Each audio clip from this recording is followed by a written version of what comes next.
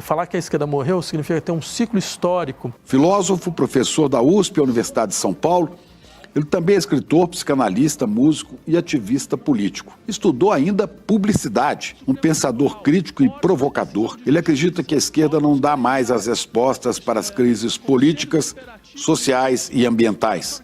E alerta que no Brasil e no mundo, quem pauta hoje o debate público é a extrema-direita. Por que nós não podemos discutir isto aqui no Brasil agora? O filósofo pensa a realidade brasileira com um olhar internacional. Ele nasceu no Chile em 1973, ano do golpe militar de Pinochet, que derrubou o presidente Salvador Allende, e veio para o Brasil com poucos meses de idade. Já pesquisou e deu aulas nos Estados Unidos, na França e na África do Sul. Filiado ao Partido Socialismo e Liberdade, o PSOL, é suplente de deputado federal. Acredita que o caminho para as esquerdas é retomar bandeiras históricas, como as da soberania popular e da igualdade, e defender mudanças radicais na sociedade.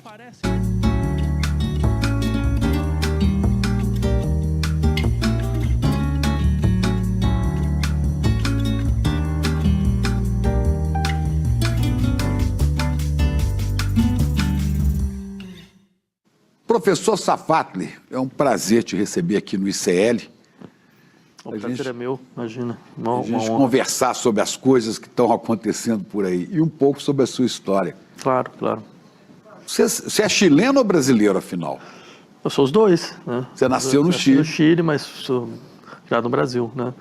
Mas, na verdade, meus pais não são chilenos. A gente nasceu por causa do golpe militar, né? A gente estava fugindo do golpe. O que seu pai fazia, que ele estava fugindo do golpe? Meu pai fez parte da luta armada, né? Fez parte da ALN, do Carlos Marighella, né? Aí quando a ALN ela é desmantelada, ele é preso e ele consegue depois, numa negociação, sair, mas aí ele tinha que sair do Brasil. Mas ele ficou preso muito tempo, não? Não, foi rápido, foi 1 semana, 2 semanas, uma coisa assim. E aí foi para o Chile? Aí foi para o Chile, diretamente para o Chile. É. E a sua mãe chegou a ser presa ou não, né? Não. Minha mãe não tinha envolvimento na época, né? E o Chile tinha tinha coisa da tentativa de construção do socialismo democrático, era a experiência do Allende, tinha muitos brasileiros lá. Tinha lá, o Zé Serra estava lá. O Serra estava lá dando aula, tem todo um grupo que foi para lá, muito na esperança de que aquele modelo pudesse realmente ser um modelo alternativo, né, para a história da esquerda latino-americana. E foi assim que ele foi lá, foi estudar também, né? Ele fez escola latina, até o golpe. Aí no golpe a gente foi embora. Quer dizer que você é Você é filho de um sonhador. Porque o seu pai, quando entrou para a luta armada, certamente sonhava com uma mudança radical, com uma revolução no Brasil, né?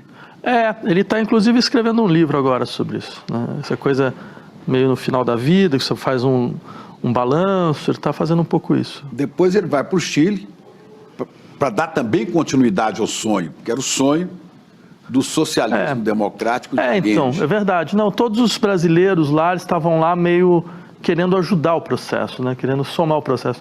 Tinham não só brasileiros, tinham vários latino-americanos. Era uma experiência muito esperada, né? Que era a experiência de um socialismo democrático, no sentido de que ele, ao mesmo tempo, não era um governo, digamos assim, populismo de esquerda, não era um governo reformista no sentido clássico. Imagina, não tem governo reformista que nacionaliza o sistema bancário. Então, vai começar por aí. Nacionaliza o sistema bancário, nacionaliza o setor principal da economia nacional. Quer dizer, cria 64 cordões industriais, que eram fábricas geridas pelos próprios trabalhadores. Era mesmo a ideia de um marxismo gradual. Era muito interessante a dinâmica, mas que preservaria certas estruturas da democracia liberal. Era uma espécie de terceira via, como se dizia à época, né? Eu mesmo quis recuperar um pouco disso. Eu editei um livro com os discursos do Allende, que saiu faz uns 2, 3 anos, por uma coleção que eu dirijo na editora Ubu, que chama Coleção Explosante, que chama Revolução Desarmada, né? Bem, desculpa fazer um merchandising aqui. Não, é ótimo. Eu já vou procurar. Tá. Eu já vou procurar Revolução Desarmada. São vários discursos dele. São vários discursos. E ele era muito impressionante, né? A clareza do raciocínio. Não, eu acho uma experiência política bastante singular e muito inspiradora, na verdade, independente do resultado. Mas eu diria que esses resultados nunca terminam no momento em que nunca terminam dessa forma, ou seja, por exemplo, quando começou a ter o estalido social no Chile, em 2019, você começou a ouvir as pessoas na rua cantando as músicas da época e levantando cartazes do Allende. Ou seja, tem esse processo, essa ideia de um processo histórico que ele é recuperado por gerações posteriores, porque você fica com uma espécie de ato definido, sabe? É um ato que deveria ter sido realizado, não se realiza. Então ele fica em suspenso. E para que outras gerações recuperem esse processo e vão a todo momento rearticulando, né? Embora sejam experiências completamente diferentes, né? Mas Sim. você tem na Argentina, por exemplo, essa memória do peronismo. Não, essa é uma questão interessante, quer dizer, o que significa o tempo histórico, efetivamente? O quanto a política depende de um tempo histórico que não é só o tempo do instante, mas é a capacidade de você contrair vários outros tempos, como se você estivesse rearticulando, reencenando as lutas mais uma vez. E quão importante é isso, essa ideia de você conseguir reencenar as lutas do passado como elemento de coesão do presente, de você consegue dar força para as pessoas que estão, os sujeitos políticos que estão emergindo no presente, né? Pois é, mas eu recupero isso. Seu pai, certamente, você me disse antes de começar aqui que ele veio de Goiás, né? Certamente, quando integrou o grupo de Marighella, da luta armada, ele fez isso pelo sonho, pela crença dele de que era possível construir uma sociedade diferente. E assim, a luta armada brasileira, ela tem umas especificidades muito interessantes, na verdade. A primeira delas é que ela é uma luta armada quase que por subtração. Você pensa o que é a figura do Marighella? Marighella não é uma espécie de revolucionário profissional. Ele era alguém que estava completamente integrado à estrutura institucional normal do sistema brasileiro. Ele foi deputado, né? Ele foi deputado pelo Partido Comunista. Se formou em engenharia. Formou em engenharia, então ele passou escrevia poemas. Exatamente. E passou todos os anos 50 e 60 dentro de um trabalho de mobilização de base do Partido Comunista Brasileiro, mas num horizonte, que era um horizonte de conciliação com setores progressistas da burguesia nacional. Era uma espécie de luta gradual, lenta e gradual, né? E é com a ditadura militar que ele entende, não, de fato, essa aposta da conciliação tinha dado errado, a gente não estava preparado nem para um golpe militar, não tem como fazer isso. Então, ele propõe uma luta armada, que é uma luta armada que, na verdade, continua a ideia de que você tem que fazer uma associação com a burguesia nacional progressista, mas agora sem o reboquismo da classe trabalhadora ficar atrás. Ele queria botar a classe trabalhadora na frente, né? Para que essa aliança ela pudesse ser determinada pela figura, pelo agente mais forte, né? E quem tinha esse sonho, quem perseguia esse sonho e levava a sério isso, acabou não tendo outra saída, a maioria deles, a não ser apoiar ou ir fisicamente para a luta armada, né? Quem falou isso aqui comigo numa entrevista aqui foi o Genuíno. Olha só. Né? Tem, quem quiser, se você quiser assistir, depois está lá, Chipira Entrevista Genuíno, aqui no canal do ICL. Né? O Genuíno dizendo assim, eu só tinha duas opções, ou eu ia para a luta armada ou eu morria. E eu lembraria o seguinte, a ideia do direito ao tiranicídio, de que é possível assassinar o tirano, é uma ideia liberal. John Locke é quem elabora isso de maneira mais sistemática no seu segundo tratado do governo. Então. E eu acho bom lembrar isso, porque, ou seja, é um pai do liberalismo clássico, né, que vai dizer que é possível matar o tirano, você tem o direito disso, porque contra um Estado ilegal, toda ação é uma ação legal, né? E acho importante lembrar disso hoje, acho importante lembrar disso nesse momento histórico, para a gente rever todas essas figuras voltando ao horizonte da nossa política, certo? E continuamente, certo? Lembrar que, não, esses atos foram completamente legítimos. Imagina uma sociedade que vê uma ditadura em silêncio, completamente em silêncio, sem nenhuma resistência armada, né? O que seria da sociedade brasileira? O que dizia o Genuíno era isso, eu não ia desistir da luta, porque o meu sonho é que me movia, né? Então, ou eu partia para a luta armada, ou eu ia morrer, porque eu já não tinha mais para onde ir. Ele foi. Araguaia. Que também foi um outro foco absolutamente central dentro dessa história, né? Mas o seu pai vinha de quê? De sindicato? Não, era movimento estudantil. Movimento estudantil. Ele fazia faculdade? Fazia economia aqui na PUC. Mas ele não estava em Goiás? Não, ele estava em São Paulo.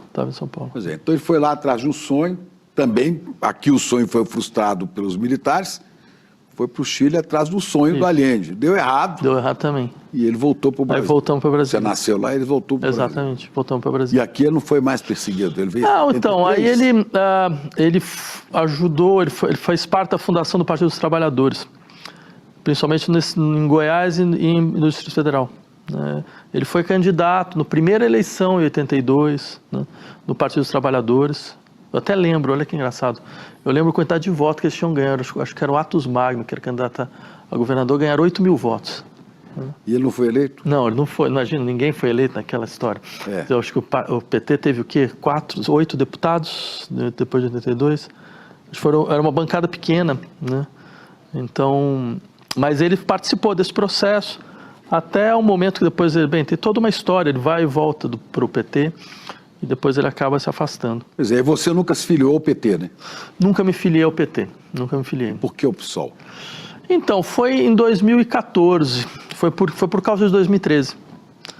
Porque eu tinha visto a Primavera Árabe, eu tinha ido para a Primavera Árabe por causa da Folha de São Paulo, eu tinha conseguido convencê-los. Você escrevia sempre na Folha. Escrevia sempre na Folha, então fui para Tunísia, fui para o Egito. Eu comecei a seguir todas essas insurreições populares. Fui na Islândia. Então, quando deu 2013, eu falei, não, isso eu vi. Tem coisas semelhantes, né? E achava efetivamente que era um momento onde essa insurreição poderia ter uma influência importante dentro da política institucional. E aí o pessoal me procurou, eu ia ser candidato a governador em 2014. E aí eu topei entrar, né? Eu topei entrar para fazer essa passagem. Só que acabou que eu não fui, teve um problema interno no partido. Eu também, por causa do problema, eu acabei recuando. Mas eu fiquei. Eu fiquei porque... por um lado, porque, bem, eu sou sempre o último a sair das coisas. Esse é o primeiro. E segundo, porque, bem... Ninguém diz que tem que sair. Também tem isso. Mas eu também achava que, bem, era importante ter um instrumento partidário para conseguir intervir dentro da política institucional, ajudar. Tinham pessoas muito bravas, no melhor sentido, assim, do partido, que também estavam numa luta muito importante de tentativa de abrir um outro espaço para a esquerda brasileira. Então foi isso um pouco que moveu a ficar. Quer dizer, se você pensar o que é a história do século XXI, eu poderia começar a história do século XXI contando a história das insurreições populares do século XXI. Poderia falar, não, foi um século de insurreições. Minha tese é que assim, o século começa mesmo na Tunísia, quando aquele rapaz taca fogo em si mesmo, né? E começa a Primavera Árabe. Acho que aí começa o século XXI, né? Ou seja, com um ato dramático, uma ação restrita, mas dramática, mas que abre um espaço de reivindicações cada vez mais fortes, né? Eu não quero mais ser oprimido, não quero ser mais humilhado, né? Então, e esse grito ele continua. Só que é claro, esse processo insurrecional, ele não conseguiu até agora criar Tem um resultado. Criar um corpo político, no sentido forte do termo. Agora você vê o Chile. O Chile tinha essa proposta interessantíssima da democracia, né, do socialismo democrático, né? Mas havia também, naquele momento, a Guerra Fria. Né? Havia o interesse dos Estados Unidos de não deixar de jeito nenhum florescer esse tipo de pensamento na América Latina. Tinham passado pela experiência de Cuba, estavam chocados, né? Se esse pessoal começa a tomar Brasil, Argentina, Chile, né? O Henry Hoje, Kissinger talvez, foi um dos maiores bandidos da história, né, da história mundial depois do final da Segunda Guerra. O sujeito desse deveria ter sido condenado no Tribunal Penal Internacional e não se transformado em uma espécie de arauto da diplomacia posterior. Para quem quiser ver, sem ter que estudar muito, mas dá uma olhada no panorama do Chile, eu recomendo também um filme muito interessante, chamado Missing, O Desaparecido. Sim, um belíssimo filme. Costa Gavras, sim. Eu entrevistei o Costa Gavras. Foi. Não, o filme é sensacional porque ele te traz, né, a sensação de que você está imerso naquilo. Sim, um belíssimo filme. E ele era um cineasta de belos filmes políticos. Eu acho um grande cineasta mesmo. Ele fez outro filme, até que tem uma bandeira do Brasil, não me lembro bem o nome do filme. Não, ele fez filme sobre Espirra sangue na bandeira de um torturado, né? Não, ele fez vários filmes sobre a situação chilena, sobre a situação uruguaia, o Zeca, sobre o golpe militar na Grécia. São belíssimos filmes, belíssimos filmes. Né? Dá para sentir que certamente, né, a situação hoje seria diferente. Se o Allende tivesse, né, emergindo hoje, surgindo hoje no poder, você não teria os Estados Unidos agindo com a truculência daquela época, né? Quer dizer, agora sim, com o Trump a gente não sabe o que dá, né? Eu segui o processo chileno desses últimos anos, né? O processo constituinte. Eu fiz mais ou menos a mesma coisa que eu tinha feito na Primavera Árabe. Fui para lá, fiquei um tempo, entrevistei várias pessoas. Mas já como novo presidente? Então, na posse, eu fiz na posse, eu estava lá na posse, e depois com a Constituição, né? Porque eles tinham essa ideia de uma nova Constituição, que foi... O Chile entrou para a história do mundo, da galáxia, eu acho que o único país no mundo que recusou uma Constituição 2 vezes. Né? Porque tinha um plebiscito de saída, né, depois do processo constitucional. E aí a população recusa a Constituição. E aí a Constituição vai para o Congresso, que era conservador, né, porque tinha a Assembleia Constitucional e o Congresso. E o Congresso também faz um segundo projeto. E a população recusa também. Então eles estão agora numa espécie de vazio jurídico, assim. Vige a Constituição do Pinochet, mas como você teve um plebiscito de recusa da Constituição, então você cria um vazio jurídico muito, muito complicado. Né? Cada caso tem que ser estudado de várias maneiras, né? Porque não pode se seguir a Constituição.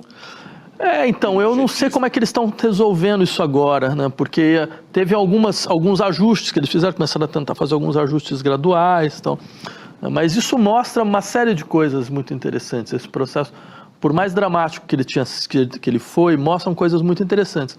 Porque o primeiro projeto constituinte chileno era muito impressionante, muito impressionante. Vários avanços em relação a processos de reconhecimento social, né, direitos de minorias, direitos humanos. Era uma Constituição bastante avançada. Mas aí vem uma coisa interessante, eu fiquei pensando muito o que aconteceu para dar tão errado, assim, porque eu não esperava também que ele fosse recusado, e não recusado desse jeito. Aí eu fui atrás das pesquisas, dos dados, e as pesquisas mostravam uma coisa, que o tema mais sensível era do Estado plurinacional. Né? E se pensar bem... O que é o Estado plurinacional? Então, aí era uma questão boa. E eu acho que é interessante para pensar alguns problemas mais gerais da esquerda. Eu acho que é um sintoma desses problemas mais gerais. Porque a ideia do Estado plurinacional é mais ou menos a seguinte. Bem, as formas sociais todas são capazes de produzir instituições, experiências de liberdade e de justiça. Né? Então não faz sentido, em países como o nosso, da América Latina, você impor uma forma ligada ao Estado-nação de modelo europeu, certo? Como se fosse a única garantia de que é possível à sociedade realizar a experiência de justiça e de liberdade, apagando toda a pluralidade institucional que foi produzida por povos originários, certo? Que estavam aqui, certo? E que foram colocados como se eles fossem arcaicos, atrasados, incapazes, a expressão máxima de ausência de liberdade.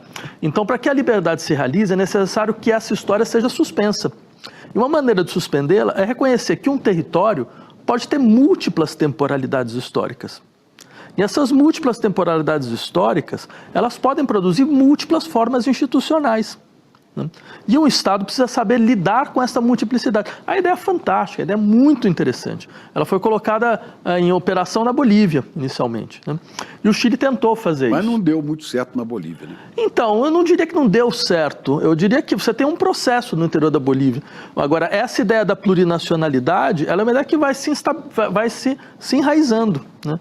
E eu acho que ela deve ser pensada em países como o Brasil também, sobre vários aspectos, porque é uma maneira de você entender, não é possível que a nossa consolidação institucional de uma democracia, certo, seja completamente vinculada ao apagamento contínuo e constante do tipo de violência institucional que a gente produziu. apagar instituições que também conseguiriam produzir justiça. Mas você está falando só em relação aos povos originários? A questão central é com os povos originários, porque eram, digamos assim, as comunidades, os territórios que tinham se organizado institucionalmente. Mas é claro, em casos como o Brasil, onde você tem também a experiência de experiências quilombolas, tal, quer dizer, tudo isso claro, complexifica a nossa ideia do que significa, digamos assim, julgar em situações de democracia, mas essa é uma complexificação que enriquece o nosso processo, não só o processo institucional, mas também o nosso processo histórico e social. Por que não aproveitar essa mistura e também permitir uma pluralização institucional? Né? Essa é que eu não entendo bem, como é que é uma pluralização, né? Significa que você vai reconhecer que, bem, tem territórios que têm instituições que estão dentro do Estado, dentro de um Estado. Mas qual vai ser, por exemplo, o arcabouço jurídico disso? Então, essa é uma questão interessante, porque você tem que ter uma lei que é válida no território nacional. Ou você pode ter duas, pode ter três. Desde que elas não entrem em contradição, né? Há um arranjo institucional. Mas a Constituição deixa de ser a Constituição a Constituição reconhece essas outras matrizes legais. Quer dizer, seria como, por exemplo, você tem nos Estados Unidos os estados com uma autonomia legal? Seria como você tem nos Estados Unidos os silks, com uma autonomia de julgamento. Você reconhece a capacidade que eles têm de julgar e produzir uma situação de justiça. Seria interessante pensar, não, mas a gente precisa de um sistema de garantias. Porque as pessoas vão ter de que não, a gente não está balcanizando o Estado, a gente não está balcanizando o território, a gente não está dividindo o território, você não pode mais entrar porque aqui é comunidade Mapuche, todo esse tipo de coisa. Não, a gente está complexificando a experiência, né? Então, ao invés de levar isso em conta e falar, tá, então essa é uma questão sensível, a gente vai suspender por enquanto, ou vamos criar um laboratório, vamos fazer num estado, vamos fazer numa região para todo mundo ver como funciona. Certo? Não, você vai querer impor, você vai querer falar, não, é óbvio, vamos passar. E deu tudo errado. Então, acho que tem uma questão interessante. O quanto, dentro dos nossos processos, a gente não precisa ser capaz de ouvir essas angústias sociais e também produzir sistemas de garantias. Pois é, isso é muito difícil de se aplicar hoje, né? E da agora para frente a gente sabe menos ainda, porque não sabemos o que vai acontecer, né, no governo do Norte, do Donald Trump. Não, com certeza. E a rediscussão das forças políticas, né? É uma tarefa que a gente deixa, é uma tarefa do nosso presente e do futuro. Pois é, você continua socialista? Sempre. O que é socialismo? A defesa radical da igualdade e da soberania popular. Igualdade e soberania. Igualdade radical e soberania popular. Isso está contemplado no como é que chama? Você falou? Estado plurinacional? No plurinacionalismo? Sim, porque, veja, um dos princípios da igualdade... É interessante, porque você fala, mas nem todo mundo é homogêneo, porque agora nem todo mundo está sobre a mesma lei, né? Fala, sim, mas o princípio fundamental da igualdade é reconhecer, por exemplo, que todas as comunidades e formas sociais têm potência de legislação. Todos têm potência de legislação. E todos são capazes de produzir experiências de justiça. Então, se esse é o caso, então é necessário que você tenha estruturas institucionais que reconheçam essa potência de legislação, que não é só o Congresso, não é só o Parlamento. O Parlamento é uma das figuras, né? Então, quer dizer, você que antes do Parlamento existia história no país, né? Existia história, existiu debate, existiu reflexão, certo? Isso não começou porque os portugueses chegaram até aqui. E o que você faz? Você vai continuar pagando isso o resto da vida? A atividade também existe. Exatamente. Sim, a gente pode falar, mas isso tem uma história que nos vincula. Mas países como o Brasil tem várias histórias, entendeu? Essa é a coisa interessante. A gente está vinculado à história que vem desde as cidades-estados gregas, você tem experiências de democracia extremamente interessantes, certo? Que se desenvolvem em tribos ameríndias, quer dizer, você tem trabalhos do Pierre Clastre, por exemplo, na Sociedade contra o Estado, um belíssimo livro sobre... Como é que chama? Pierre Clastre, Sociedade contra o Estado. Pierre Clastre. É um antropólogo francês dos anos 70, que fez trabalhos muito importantes aqui na América Latina, onde ele tentava analisar essa figura da chefia sem poder, que é muito próprio das tribos ameríndias.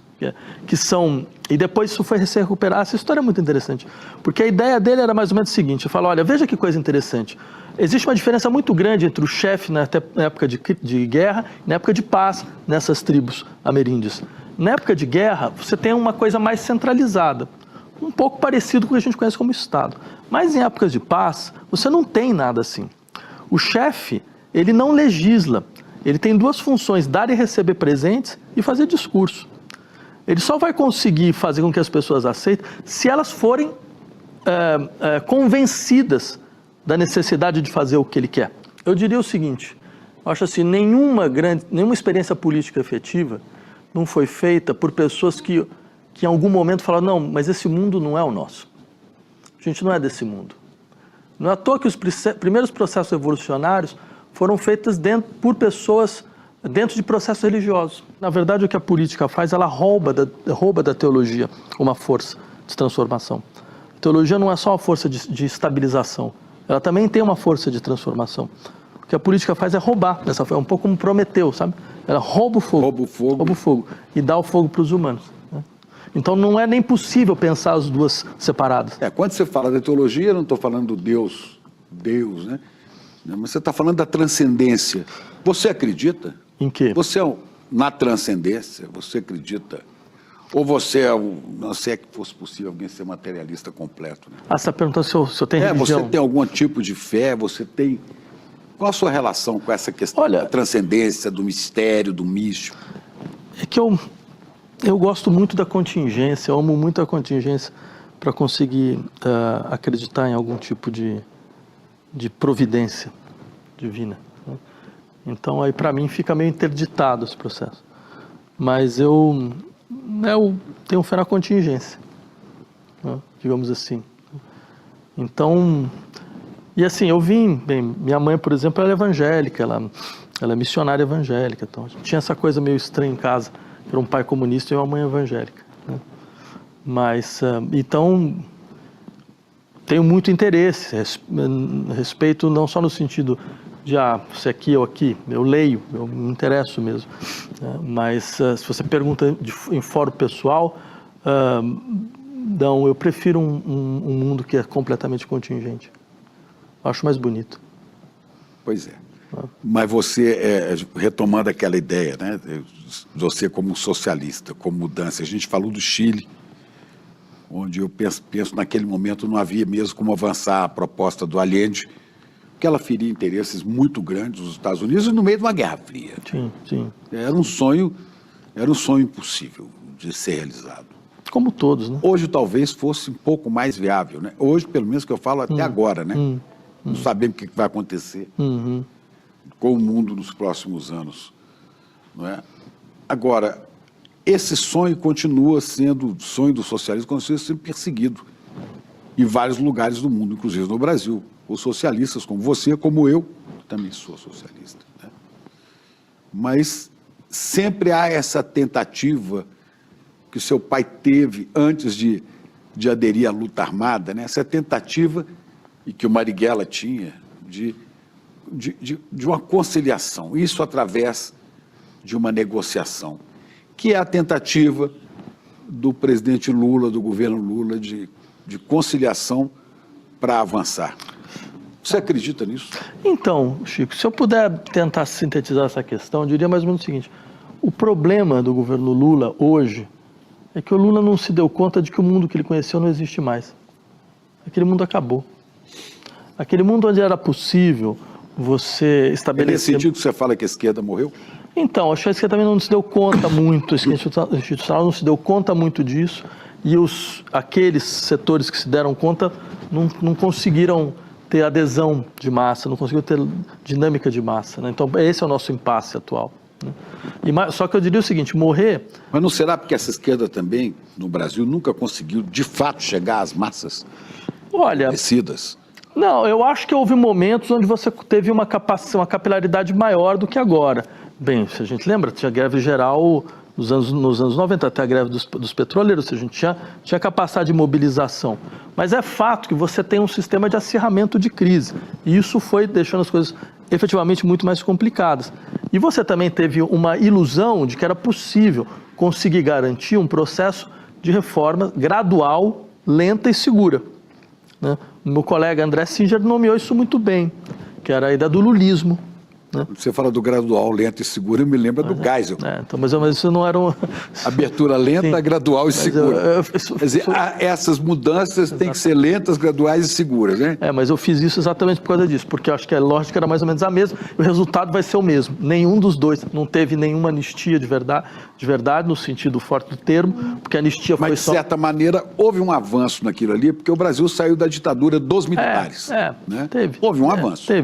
Mas aí é muito interessante. Resultado positivo, concreto, a Constituição de 88. Então, aí tem toda uma questão interessante, porque também é importante se colocar a questão, mas o que restou da ditadura? Porque o Brasil foi um país que conseguiu preservar núcleos da ditadura que nenhum outro preservou. Então, você falou da própria Constituição de 88. Se você pega os parágrafos de segurança nacional da Constituição de 88, são cópia e cola da Constituição de 67. Certo? Você teve uma preservação do núcleo das Forças Armadas. O artigo 142. Entre outras coisas. Dúbio, né? Dúbio, que de uma certa maneira permite golpe de Estado, que ia ser utilizado aqui, aquele maluco daquele Visgranda quase utilizou a tese do poder moderador para poder dar suporte jurídico à tentativa real de golpe que aconteceu.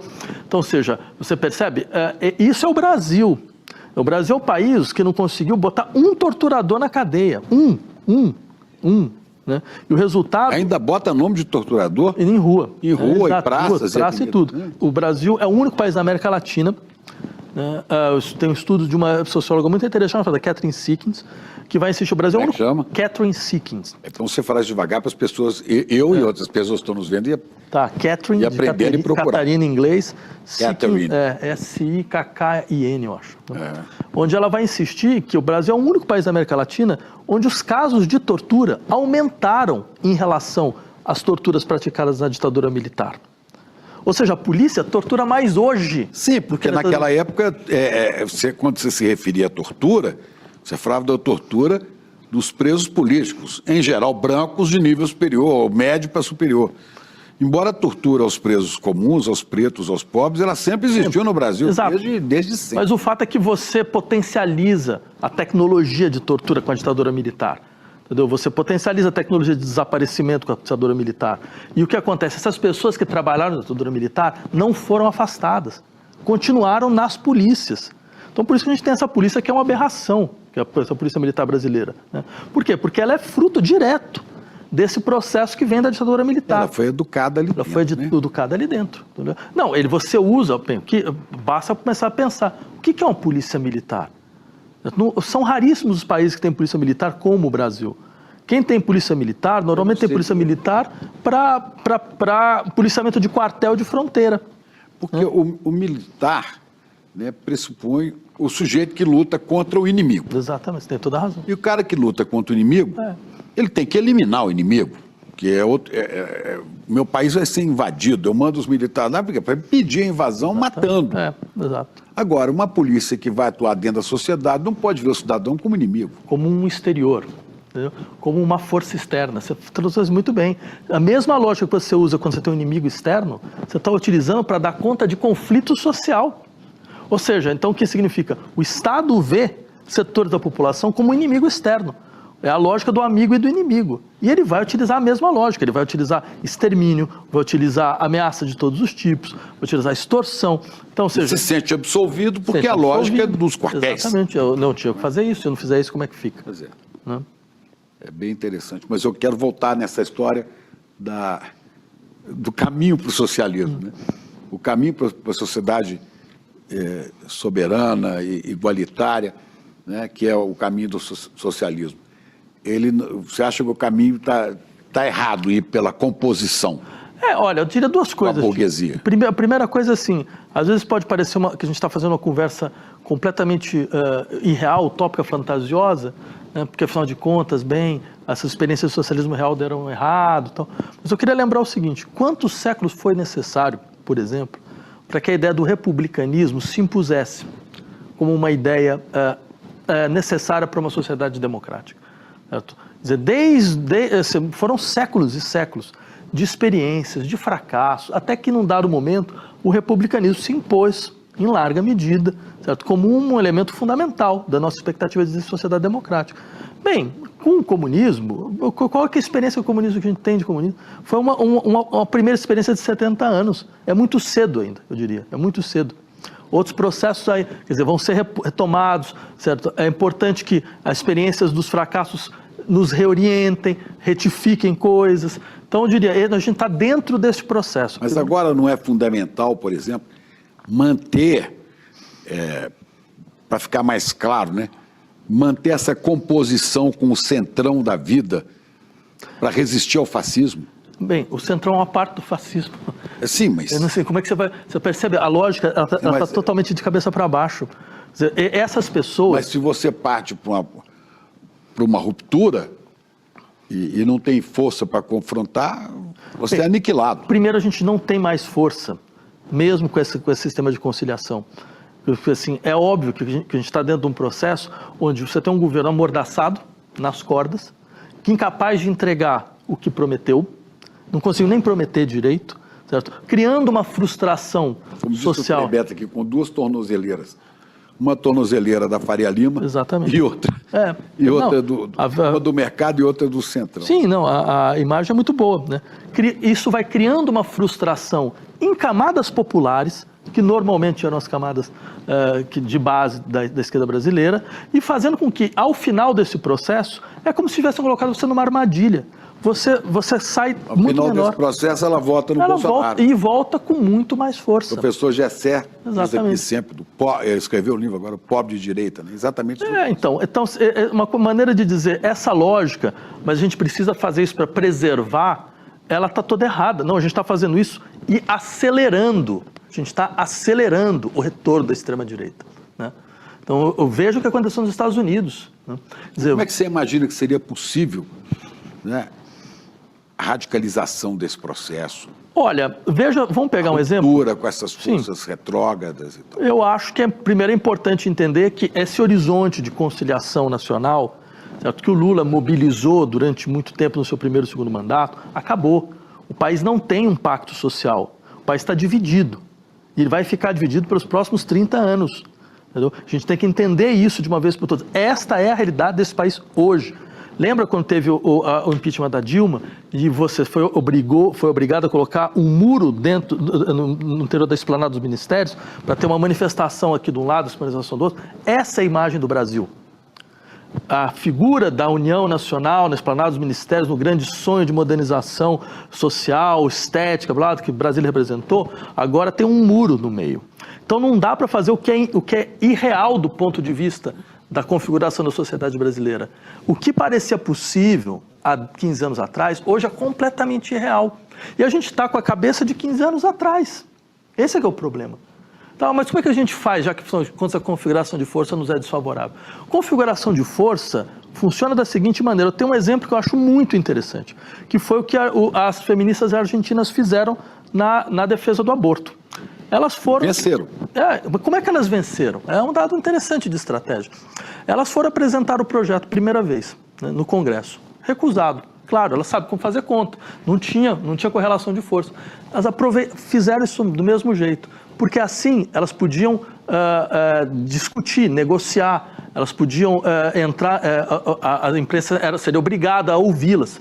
Porque as feministas fizeram isso, 4 anos depois, elas apresentaram o mesmo projeto, e o projeto passou. O que aconteceu? Quer dizer, Como é que você imagina que o governo Lula... Posso dar um exemplo? Tá. Teve essa discussão da escala 6x1. Né? O que a gente descobriu? Proposta pela Érica Hilton.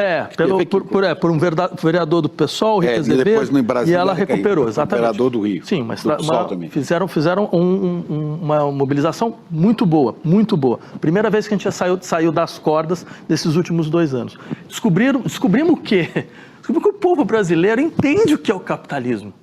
Ele sabe, não, essa história de que não, se você trabalhar mais, você vai ganhar mais, isso não existe. Certo? Eles sabem que eles estão sendo explorados, eles não são idiotas, entendeu?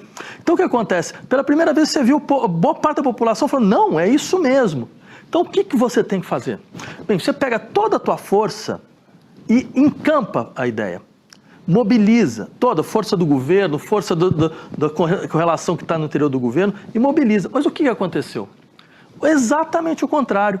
Bem, o ministro do Trabalho fala, não, mas a gente tem que resolver essas negociações entre sindicato e empresário um por um. Ou seja, já dá um indício de que não, a gente está desconfortável com isso.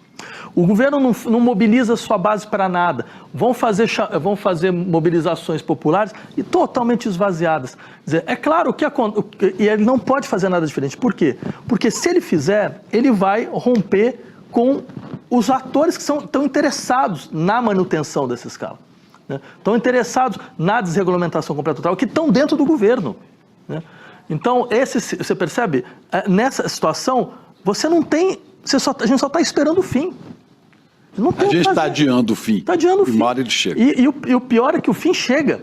Assim, como se não bastasse a experiência norte-americana, mas você tinha números ótimos, você tinha números bons de desemprego, todo esse tipo de... A gente agora tem um número baixo de desemprego. Sim, mas você não percebe uma coisa muito interessante? Bem, isso mostra que esses números já não significam mais nada. Esses números não agregam popularidade ao presidente. Porque talvez, do ponto de vista concreto, as pessoas não estão tendo suas vidas modificadas por isso. Porque hoje é muito diferente, você tem um emprego, mas você continua endividado. Vamos ver o nível de endividamento das famílias. Você continua endividado, você precisa de 2 empregos para conseguir sobreviver, ainda sobrevive mal. E é o que derrotou o presidente Biden nos Estados Unidos. Porque exato. Tinha uma performance de macroeconomia fantástica e tal, e o Trump ganhou. Bem, ótimo. Você tem 3 maneiras de você destruir sua vida. A primeira é no jogo, a segunda fazendo confusão afetiva, a terceira é acreditando em economista. Certo? Porque, ou seja, você não está percebendo, você não tem nenhuma capacidade de perceber, mas concretamente a coisa não tá sendo vivenciada pela população. Assim, não porque a população é estúpida, porque ela não está entendendo os números econômicos, é porque esses números econômicos não estão representando bem-estar social. Só isso. Pois é, mas aí é o seguinte, os atores políticos das instituições também não... Você mesmo já falou isso, a esquerda não consegue mais dialogar com o povo, não chega mais às bases, né? Porque a gente teve um aumento, você citou sindicatos, né? Você tinha sindicatos, você tinha os estudantes mobilizados, você tinha no caso do Brasil, as SEBs, as comunidades eclesiais de base, que foram destruídas, né? Você tinha vários pontos de capilaridade para chegar com a discussão política. Hoje você já não tem mais, hoje é a internet. E internet, o domínio da extrema-direita é terrível. Então, as big techs é que mandam. Tá. Então, Chico, eu diria o seguinte, eu entendo essa questão, mas eu tenho uma leitura um pouco diferente disso aí. Então... Porque você colocou de um jeito que é mais ou menos assim, o problema é que a gente não tem diálogo. É como se a gente a gente não consegue chegar lá, né? Como se a gente não estivesse sabendo se comunicar. Eu acho que tem um problema talvez ainda mais brutal. A gente não tem o que falar. Não é que a gente não está conseguindo falar, a gente não tem o que dizer. Porque não é só uma questão de ter o que dizer, mas dentro dos nossos processos de governo, o que a gente tem para mostrar. Certo? Então, tem que ter mercadoria para entregar. Tem que ter mercadoria para entregar, é mais ou menos isso aí. Tem que ter mercadoria para entregar, a gente não está tendo... Um dia foi Bolsa Família, exato. 6 por 1 é outro. Vamos pegar qual que é a grande bandeira atual. Tiramos o país do fascismo? Isso não é bandeira. Qual que é? O pé de meia? Então... Não, pode ser, mas não consegue avançar muito. Não tem a menor condição. Também pelo seguinte, o governo não tem mais os recursos que tinha, né? Hoje estão na mão... Exato. Estão na mão dos deputados, mas a função, emendas. A função nossa, então, é falar esse país está ingovernável. Ele é ingovernável. E denunciar a corrupção no legislativo. E ninguém vai tentar governar dessa forma. Sempre foi bandeira da esquerda, né? No Brasil. Depois a direita. Não, sempre não, porque também a corrupção sempre foi usada pela direita quando queria golpe. Assim foi com Getúlio, nos anos 50. Sim, o DN, assim foi em 64, né? Assim foi... Do próprio governo Juscelino havia muitas... Mas tem outra questão interessante nessa coisa da comunicação, é que dá um pouco a impressão... O que aconteceu? A gente também foi colocado numa armadilha, que assim, era a ideia de que não, comunicação agora é por rede social, mobilização política via rede, né? Então olha só, Pablo Marçal, os pessoal, olha como é que eles se resolvem.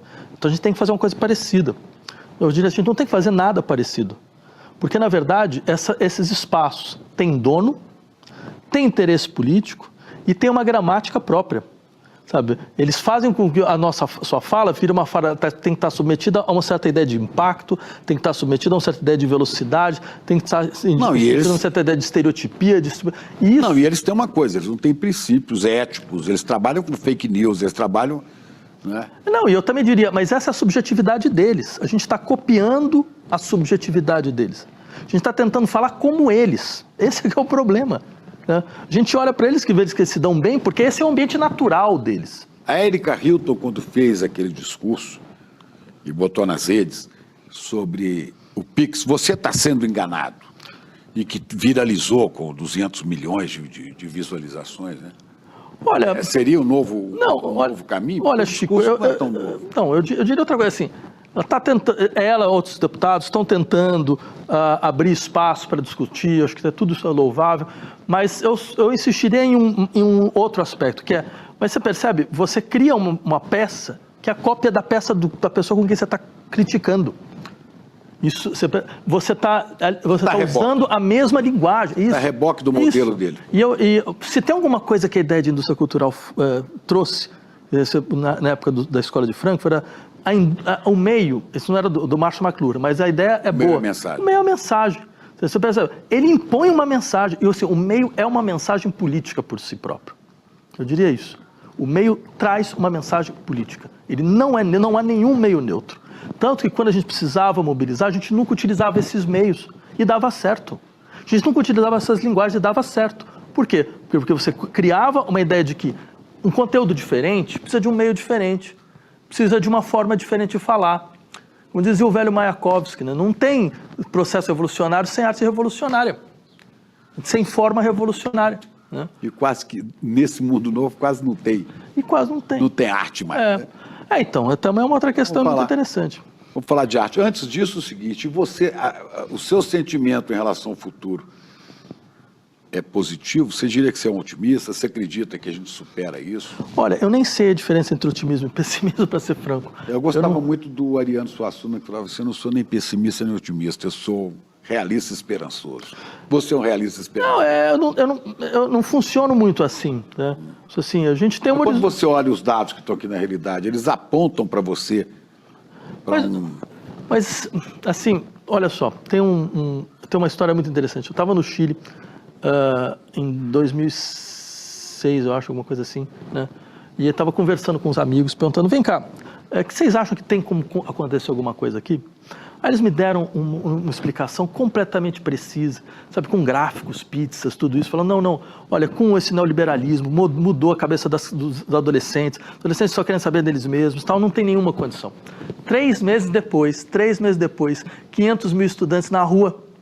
Foi o primeiro, foram os pinguinos, foi o primeiro processo que foi dar depois em tudo, toda essa confusão dos outros. Está falando agora contra o Pinheira, né? Foi antes. Ou foi contra o Pinheira, não lembro mais. Mas, bem, o fato que eu acho interessante é que, você percebe, 2 coisas. Primeiro, não confia em intelectual, porque normalmente a gente nunca consegue acertar. Segundo, mas o que você não está vendo, o que isso significa? Intelectual nem economista. Pois é. E o segundo, assim, tudo bem, a gente não está vendo, mas o que isso significa? Isso significa que agora a gente não está vendo. Não significa que não tem nada por baixo que está acontecendo, que pode explodir? Claro que sim. Então, por que toda essa arrogância em relação ao processo histórico? A gente tem que ter um pouco de humildade, sabe? Assim, parecia... Quem previu, sabe, Primavera Árabe? Quem previu 2013? Né? Quem falou que ia acontecer? Não, e quem previu o Lula reeleito pela 3ª vez, depois de uma prisão que você podia olhar e falar, não tem saída. Pois então... ainda mais, mas se bem que com a pandemia, aí dava para... Acho que o grande erro do Bolsonaro foi a gestão da pandemia. Por um lado, graças a Deus, porque se ele tivesse feito uma gestão correta, talvez a gente já nem estava aqui agora. Mas ele pôs o Pazuello para cuidar da saúde aí. Então... Agora, você falou de arte, que é só para completando esse papo nosso aqui. Né? Você é músico, né? Você é filósofo, tá vendo? É filósofo, você é psicanalista, né? Você é ativista político, você é publicitário. Não, publicitário não, mas você fez publicidade. Porque para esconder. E fez peça de publicidade também. Fiz. Então você foi publicitário. Não, mas foi no começo. Mas por que você foi publicitário? Para esconder. Porque quando eu falei para meus pais que eu ia fazer filosofia, meu pai virou para mim e falou, não acredito que você vai fazer um troço tão idiota desse, você vai ter que pagar para você o resto da sua vida. Então ficou uma coisa assim. Você sabe que eu fiz um teste vocacional de filosofia. Ah, é? Pois é. Quando eu fiz, né? É. E eu fui como seu pai. Eu falei com o psicólogo que me aplicou o teste. Falei assim, mas eu vou fazer o quê? Eu vou morrer de fome, eu vou ter que dar aula. Então, aí eu fui fazer publicidade para esconder que eu estava fazendo filosofia. Ninguém sabia. Eu consegui mentir por 4 anos. Para sua família você fazia publicidade? Fazer publicidade, me escondi por 4 anos. 4 anos? 4 anos, só no final. E fazia filosofia simultaneamente? Fazia publicidade de manhã e fazia filosofia à tarde, né?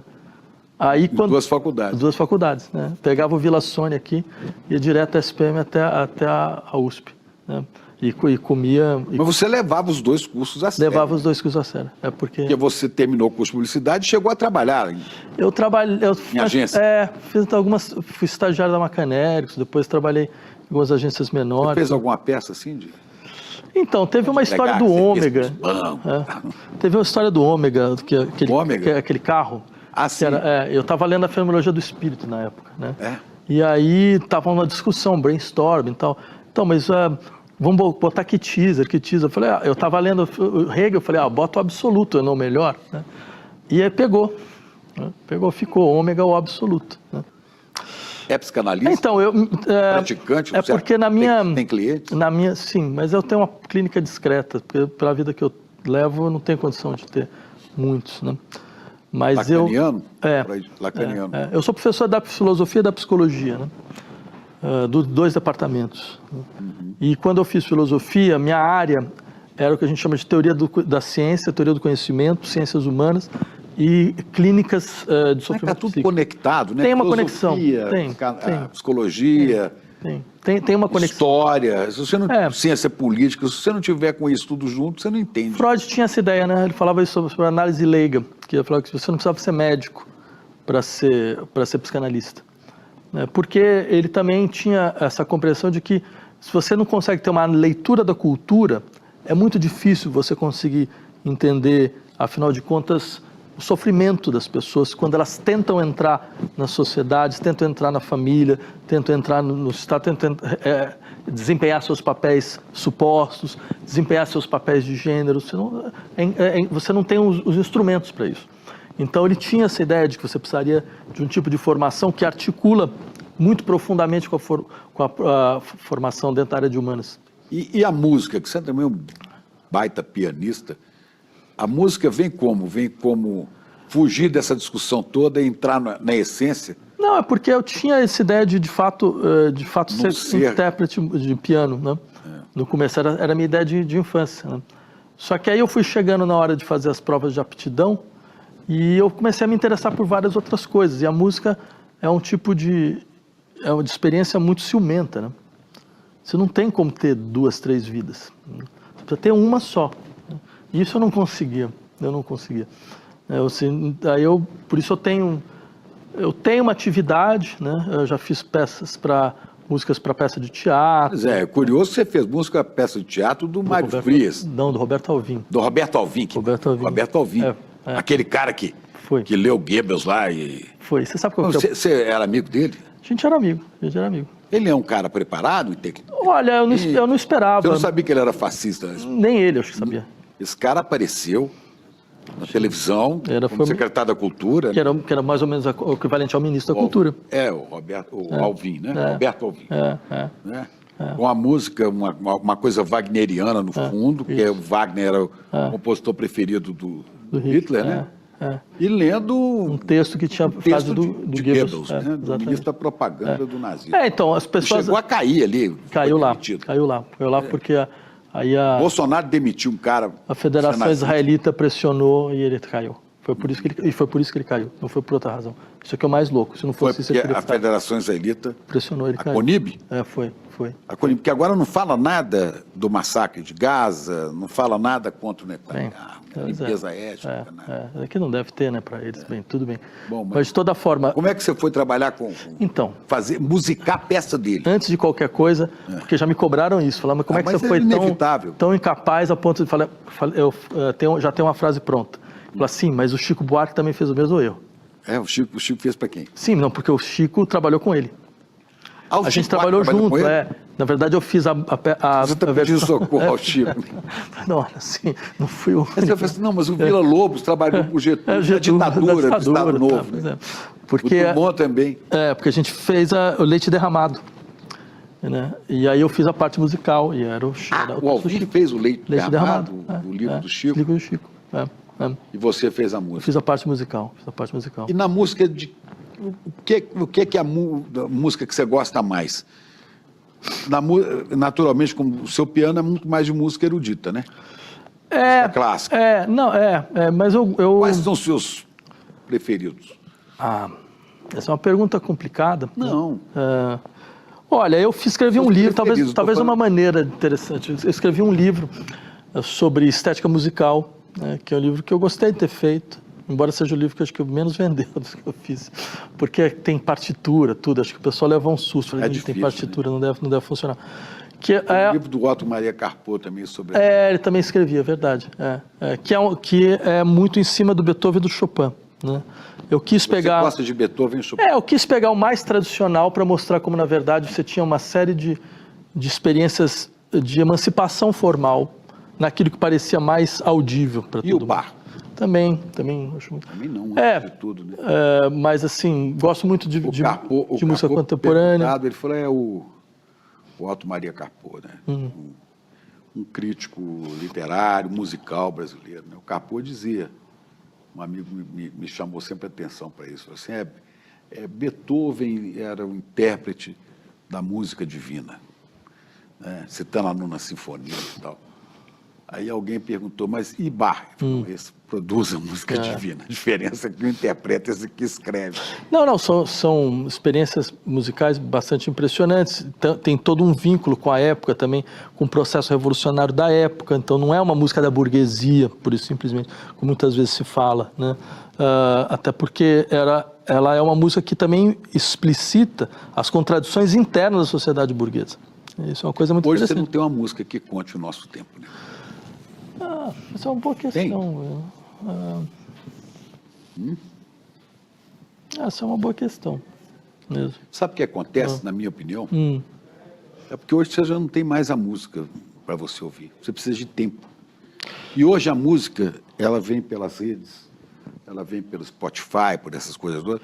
As pessoas nunca ouvem mais de que 10, 20 segundos. Né? Então, acho que é verdade. Como é que você vai ouvir uma sinfonia de Beethoven ou de Mahler, sabe? Como é que você vai ouvir isso inteiro? Mas isso é interessante, né? Porque significa que é necessária uma outra experiência do tempo para certas experiências musicais, né? Então, quer dizer, é sempre possível isso. E é muito interessante quando acontece isso, quando as pessoas começam a ouvir, porque isso acontece. E elas percebem imediatamente, então, eu preciso de uma outra experiência, é uma outra temporalidade. E o ser humano é um ser que vive múltiplas temporalidades. E o fato de você impor só uma temporalidade arrebenta com a experiência, com a riqueza da experiência sensível, né? E a música tem um pouco isso, ela consegue habitar várias temporalidades distintas. Então, mas a música clássica exige um tempo maior. Tem também o tempo da escuta, um que é maior. Sim. Né, da realidade, para você se concentrar naquilo. Tem. Que é quase impossível hoje, né? Quase. Estou falando para as pessoas que têm condição de consumir esse tipo de música. Mas eu acho que existe um desejo. Eu acho que existe um desejo por tudo. Mesmo numa certa elite, mas que não seja música. Um dia eu estava conversando com o Edu Lobo, de quem eu gosto muito. Sim. E o Edu dizia um grande compositor. Eu falava, eu adoro Memórias de Marta Saré, que é uma música dele, né? E letra, se não me engano, do Gianfrancesco Guarnieri. Ele falou assim, não faria nunca essa música hoje. Por quê? Achei que ela tem 6, 7 minutos. Mas minha filha, por exemplo, tem 25 anos, adora Ponteio dele. Bom, mas eu acho ninguém ouve muito mais. A coisa agora é rápida, tem que dar uma rapidinha. Mas também nunca se ouvia também muito mais. Agora é o refrão, hoje é o refrão, né, que é repetido em vários tipos de composição. Olha, eu diria o seguinte, Chico, a escuta da música é uma coisa rara. Ela é rara, sempre foi rara. E não é uma coisa de elite, né? Porque a elite não sabe escutar. A elite econômica, bem, vamos ver o que a elite econômica ouve mesmo no seu carro. Deus me livre. Vou descer para besteira. Exatamente, isso é elite econômica. Então, assim, não é uma questão de elite. A elite econômica é muito burra, Sim, né? A elite econômica, em geral, é muito despreparada. Porque... Música. Porque, bem, a arte, ela exige uma experiência... grife. Sim, em larga medida, sim, é isso mesmo. Porque a experiência da arte é uma experiência de desterritorialização, uma experiência de estranhamento. Então, a questão é o quanto você quer desse estranhamento, entendeu? O quanto ele faz sentido para você. E eu acho que isso não é uma coisa vinculada a nenhuma classe social específica. Tem toda uma discussão, mas eu insistiria nesse aspecto. Ela muda essa sensibilidade, ela muda a experiência. O Adorno tinha essa questão. Por que os nazistas não ouviam Schoenberg, né?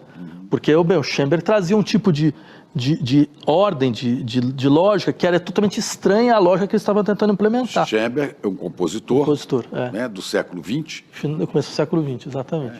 Já com uma música completamente diferente daquelas do século XIX, de Beethoven, de Chopin. É isso mesmo, o sistema dodecafônico e tal. Tá bom. É isso, né? Terminamos bem, né? Não, a gente podia falar muita coisa, mas eu preferia que tivesse uma música aqui. Não é qualquer uma, não. Eu sei. Eu ia escolher. Tá bom. Maravilha. Bom, agradeço muito. Obrigado, muito bom falar com você. Muito bom falar contigo.